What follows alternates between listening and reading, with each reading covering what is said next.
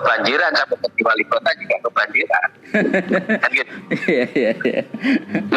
Waktu di Jalan Diponegoro, tapi kalau mau menghilangkan banjir ya kalau menurut saya itu sesuatu yang tidak mungkin. Pengaruh atau tidak, yang jelas kita akan sangat hargai perbedaan dari pilihan politik masing-masing tokoh.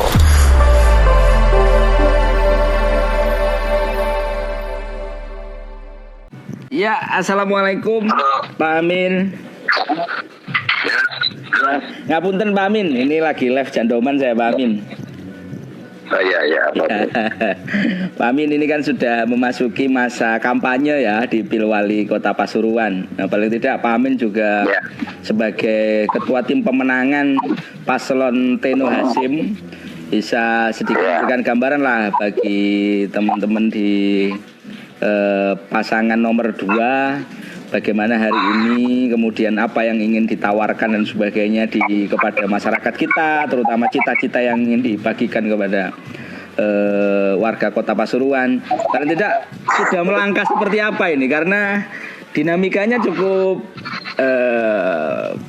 juga antara dulu sempat dengan dengan parpol yang hari ini di kubu nomor 1 dan kubu nomor 2 kan secara kalkulasi memang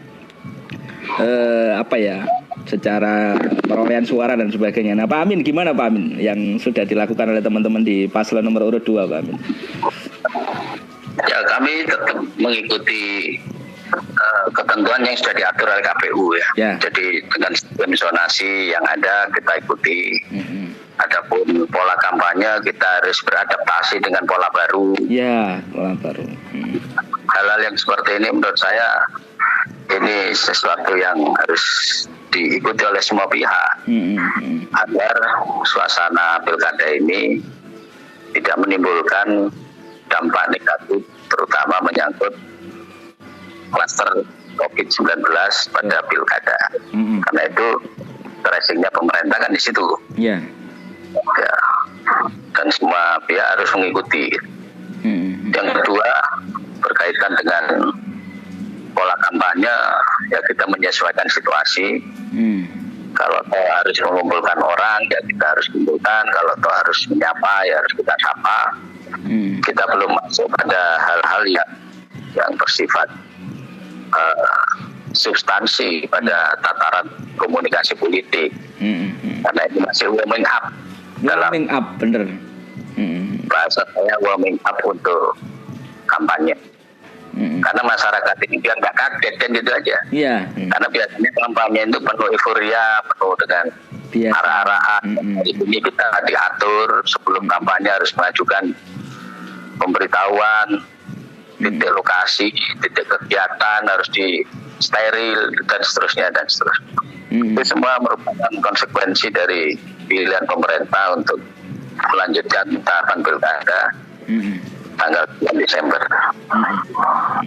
Ya, artinya dengan kondisi di tengah pandemi, kemudian dalam melakukan sosialisasi, kampanye dan sebagainya, apa Pak Amin yang dirasa gitu oleh Pak Amin sendirilah sebagai tim pemenangan? Bedanya yang terasa itu apa Pak Amin biasanya? Saat ini apa langkah yang paling efektif yang sudah dilakukan gitu? Ya, komunikasi politik hari ini memang tidak seleluasa tanpa pandemik ya, sebelum pandemik. Jadi kita harus melakukan pola komunikasi politik dengan calon pemilih yang akan kita ajak, kita persuasi untuk memilih pasangan tegas itu dengan pendekatan yang tepat gitu loh. Kita tidak memberikan sesuatu yang tidak rasional. Hal-hal yang ini bagian dari pendidikan politik, karena saat pandemik ini rakyat ini kan juga dihadapkan pada kondisi yang antara takut dengan berani, itu kan masih pada kondisi 50-50. Iya dah. Iya, benar. Kumpul-kumpul dia khawatir kena virus. Nggak kumpul-kumpul dia tertarik ingin tahu. Nah, pola adaptasi ini sedang kita lakukan. Ya meskipun itu bagian dari tantangan tersendiri bagi para tim pemenangan. Tapi saya ingin memastikan bahwa pola baru ini mau tidak mau kita ambil menjadi bagian dari instrumen pemilu dalam bentuk yang berbeda.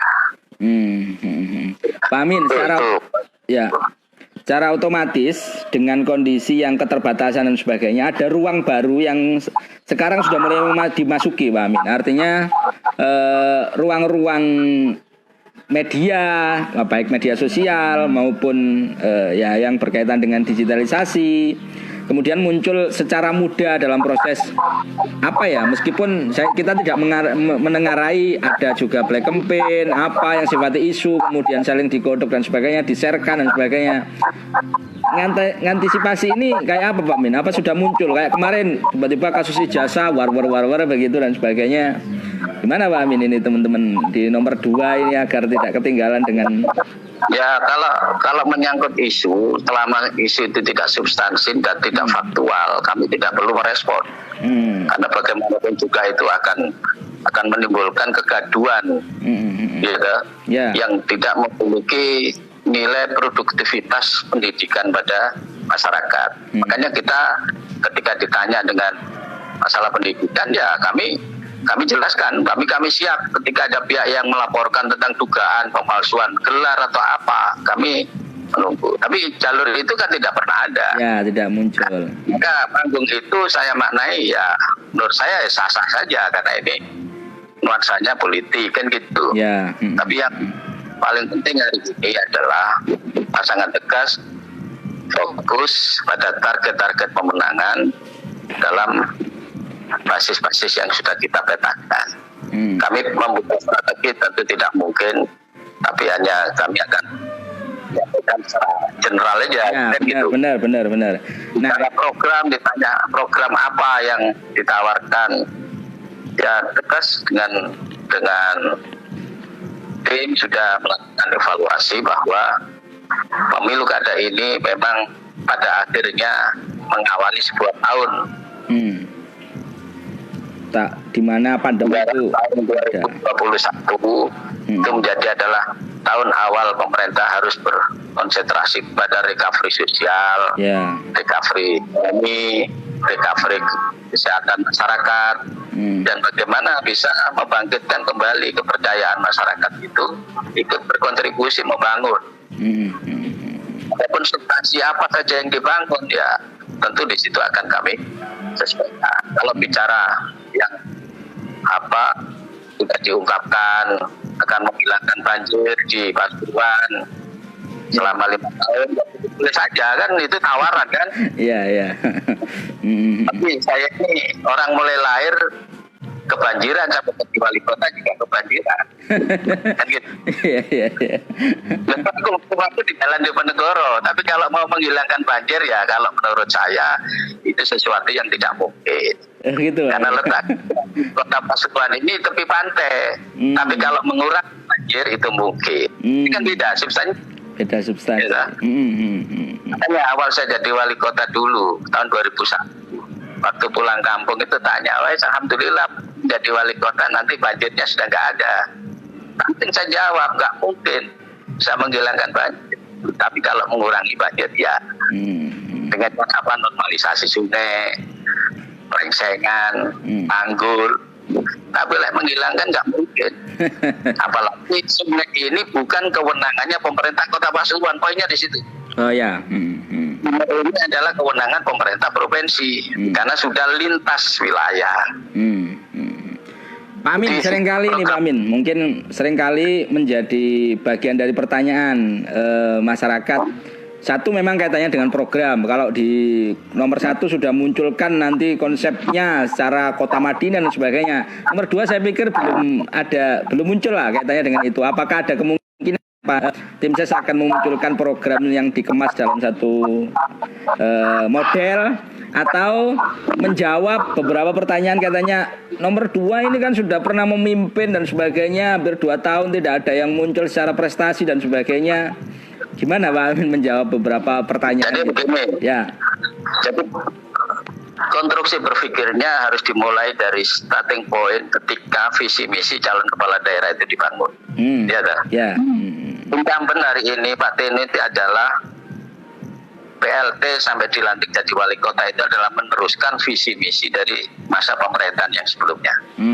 Tidak mungkin visi misi itu akan berubah di tengah jalan, ya kan? Yeah. Karena itu sudah menjadi janji politik sejak awal, kan gitu. Kalau bicara minim prestasi dan seterusnya, itu relatif dari sudut mana dia melihat, kan gitu kan? Yeah. Karena itu semua bisa diungkap dengan data. Kalau berbicara tanpa data, saya kira itu akan jadi spekulasi, tidak bagus. Rakyat jangan dibodohi dengan informasi yang manipulatif. Ini penting supaya apa? Kita ini fair, gitu kan? Ya, benar. Ketika dia menawarkan sebuah program itu boleh-boleh aja. Bicara program dan tataran narasi yang begitu bagus, yang begitu hebat. Poinnya adalah sejauh mana implementasi itu bisa dijalankan. Ya kan? Ya. Dan ini sama dengan saya ketika dulu saya ditanya, Pak Amin, ini Pasuruan jadikan kota santri. Saya jawab tidak. Saya tidak kepingin brand itu ada dulu. Tapi kultur ini harus saya bangun dulu. Apa artinya sebuah nama ketika kulturnya sesuai dengan brandnya, kan gitu. Ya. Disitulah kita membedakan substansi ini supaya terbangun.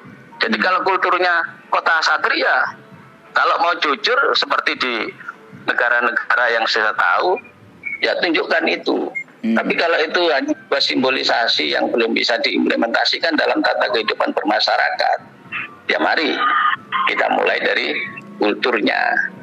Nah, itu yang menurut saya perlu kita lakukan pemahaman secara utuh. Artinya sampai hari ini belum menggodok ya Pak Amin, secara konseptual Pasuruan ini mau di... Sudah. Jadi nggak mungkin calon kepala daerah itu ketika mendaftar tidak membawa dokumen visi misi. Pasti itu menjadi persyaratan yang harus disampaikan oleh kami. Tapi tidak dalam bentuk kemasan kayak misalnya Kota Madinah. Nah, yang Paslon 2 kota apa? Jadi kita kepingin membangun Pasuruan ini dengan kesinambungan konsep yang sudah berjalan. Kalau siap pergantian rezim, ganti konsep, ganti ini, kapan endingnya dalam sebuah tujuan pembangunan itu?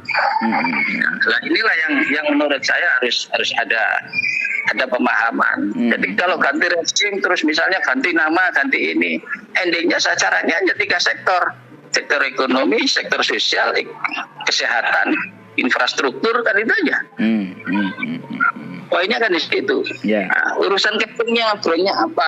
Nah, itu kan tinggal kita saja. Tapi yang kita ingin pastikan bahwa pasangan Tegas sudah merumuskan semua konsep-konsep 5 tahun ke depan. Itu bagian dari komitmen politik untuk dijalankan dalam tata kelola pemerintahan dan pembangunan. Kemarin saya nangkep Pak Amin ada semangat lah dari teman-teman tim pemenangan. Pak Zubedi kemarin ngomong, ya paling kisaran kemenangan kita antara 50 sampai 60. Wah, ini luar biasa Pak Amin dari kacamata semangat. Dan apa selogika itu Pak Amin yang ingin dibangun oleh teman-teman? Kalau menang itu kan harus 50% per 1. Ya, benar. Nah, kalau targetnya 50% kan ngedraw.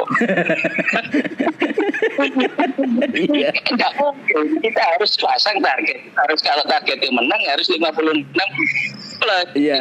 Plus baru tergantung limitnya seperti apa.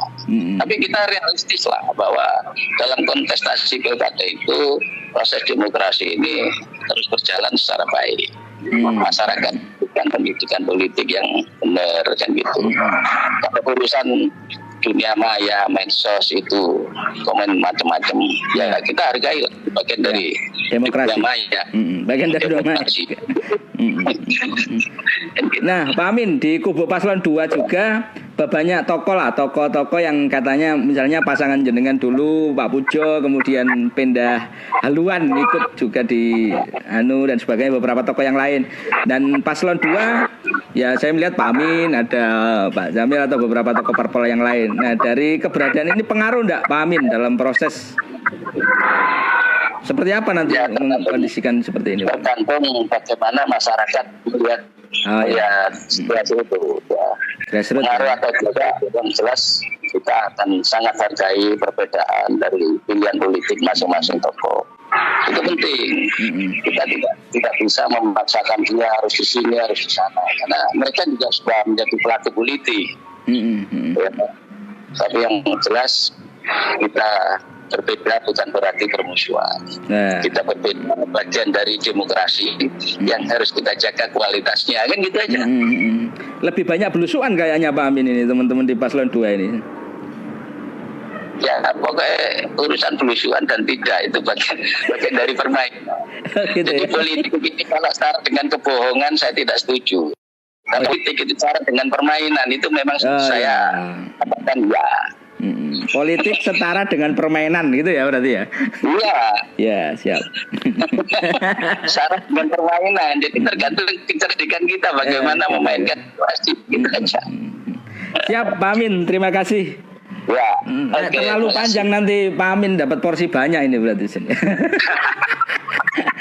Matur nuwun Pak Amin, sukses selalu. Oke. Assalamualaikum.